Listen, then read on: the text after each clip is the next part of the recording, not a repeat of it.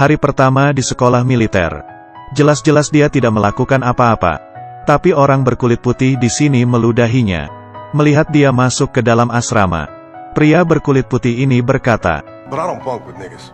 Semua orang berkulit putih menyimpan barang mereka dan pergi. Dan tersisa Carl sendirian. Di subuh hari, komandan berkulit putih membangunkannya dengan menyiram air dingin. Berkata untuk latihan subuh, menggunakan pipa air dan menyemprotnya tanpa henti. Dan menariknya ke sebelah tong air.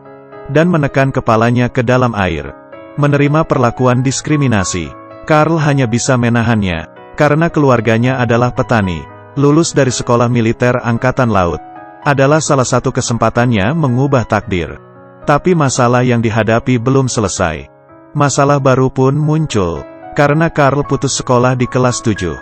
Ujian kebudayaan hanya mendapat nilai 37. Bila terus-terusan tidak lulus, dia akan dikeluarkan dari sekolah militer. Orang berkulit putih di sekolahnya tidak ada yang ingin mengajarinya. Carl menggunakan waktu di akhir pekan. Datang ke perpustakaan, meminta tolong seorang wanita berkulit hitam yang mengerti kebudayaan, untuk mengajarinya pengetahuan tentang militer. Belajar dari pagi hingga malam. Belajar hingga pengurus perpustakaan pulang. Sedikit demi sedikit meminta diajari oleh si wanita. Akhirnya di ujian selanjutnya, Carl mendapatkan nilai 76. Hitungannya sudah melewati tahap pertama. Keesokannya, ada latihan masuk ke bawah air. Ada 2 orang militer baru yang masuk ke air untuk memperbaiki kapal. Siapa sangka, kapal tiba-tiba tenggelam. Selama bergetar, salah satu militer baru saluran nafasnya nyangkut. Keadaan darurat. Carl yang di daratan langsung melakukan penyelamatan. Dia membawa saluran pernafasan lainnya, dan menemukan posisi 2 orang tersebut. Dia menghampiri temannya yang tersangkut. Di saat ia menarik salurannya, kapal itu mulai bergetar lagi. Carl menahan badannya, tapi di waktu yang bersamaan, temannya yang tidak mempunyai saluran bernafas, dengan cepat akan mati. Di masa kritis, salah satu rekannya malah kabur dan meninggalkan mereka berdua. Carl tidak menyerah. Dia dengan cepat memasang saluran. Berhasil menolong rekannya. Setelah kembali ke daratan, komandan memanggil mereka semua berkumpul. Dia menyuruh militer yang kabur. Bukan hanya tidak menyalahkannya, bahkan memberikannya lencana pahlawan.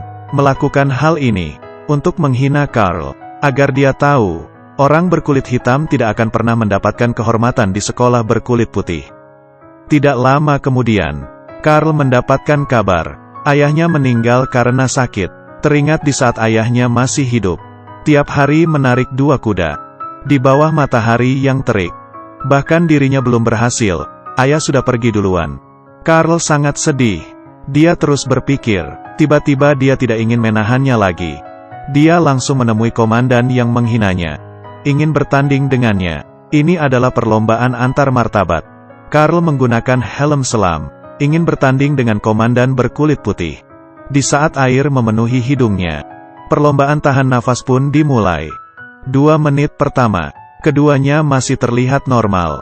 Sama sekali tidak menutup mata. Di saat menit keempat, komandan sudah mulai tidak tahan. Tapi dirinya mengatakan tidak boleh berhenti. Carl juga sudah mulai tidak tahan. Para penonton mulai cemas. Komandan berdirinya mulai tidak stabil. Tapi dia masih menahannya. Para bawahan tidak sanggup melihatnya lagi. Dan langsung membuka helm komandan. Dan menolongnya. Perlombaan ini dimenangkan oleh Carl. Tapi dia tidak memenangkan kehormatan dari komandan. Beberapa hari kemudian, Carl kembali ke asrama. Dan melihat sebuah kertas. Tertulis, "Kami akan menenggelamkanmu, Niga." Kali ini komandan mengancamnya. Dia berkata, "Besok adalah ujian kelulusan sekolah Angkatan Laut. Lebih baik kau jangan datang. Meski datang aku juga tidak akan meluluskanmu." Carl tidak takut, dan memarahi komandan. Komandan yang marah, mengambil radio, dan melemparinya. Carl pun semakin emosi. Itu adalah hadiah satu-satunya dari ayahnya. Tapi dia tidak melakukan apa-apa. Harus tahu, setelah besok, semua sudah berakhir. Keesokannya, peraturan ujian kelulusan sangat mudah. Hanya perlu memasang dengan benar alat ini di dalam air. Sudah lulus dari ujian, Carl menggunakan baju selam. dan masuk ke dalam air dan dengan cepat menemukan bagian yang dituju. Dia meminta tas peralatan dari petugas di atas. Siapa sangka, sebelumnya, komandan menyuruh orang untuk merobek tasnya. Sekali lempar, semua barang-barang pun keluar dari tas. Carl yang dibawa air kaget, tapi perlahan-lahan mulai memegang peralatan. Dengan cepat sudah ada satu orang yang lulus. Hingga malam hari, hanya tersisa Carl seorang. Dia sudah di dalam selama 9 jam.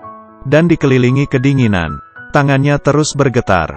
Sambil mengambil alatnya, komandan berkata ke Carl, "Kalau begini terus kamu akan mati." Carl tidak merespon. Beberapa saat kemudian, komandan akhirnya tidak tahan lagi.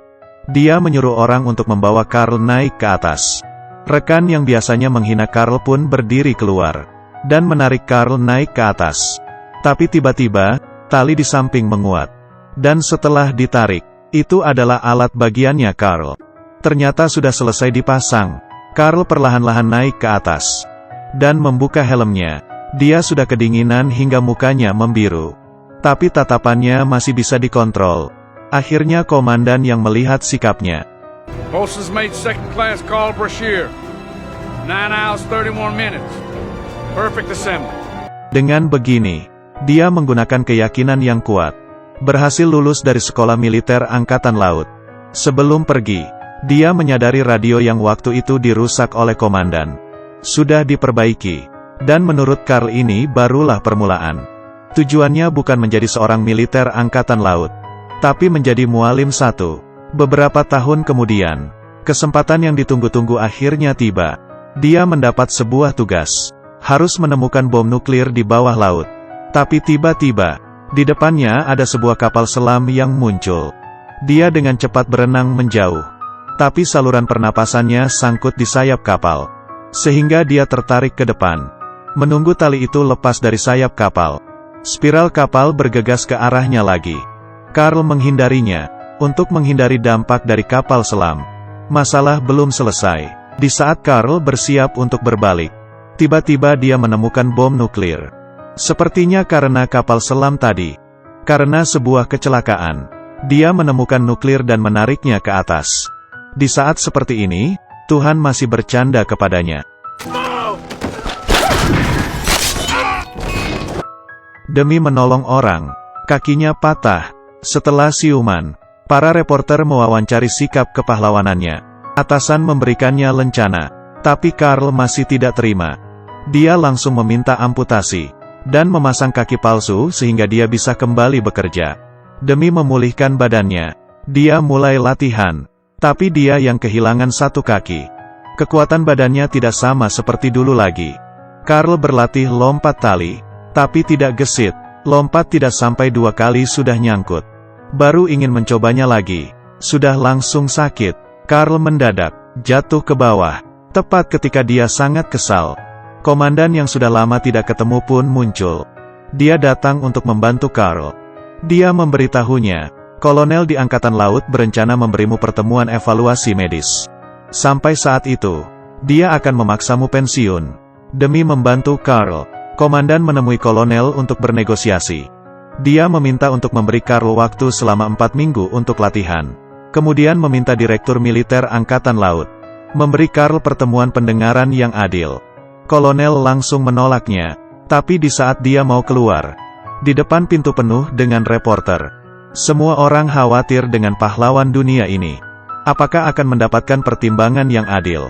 Saat itu mereka tidak bisa apa-apa. Hanya bisa menepatinya. Komandan mulai membantu Carl latihan. Pemulihan Carl pun lancar.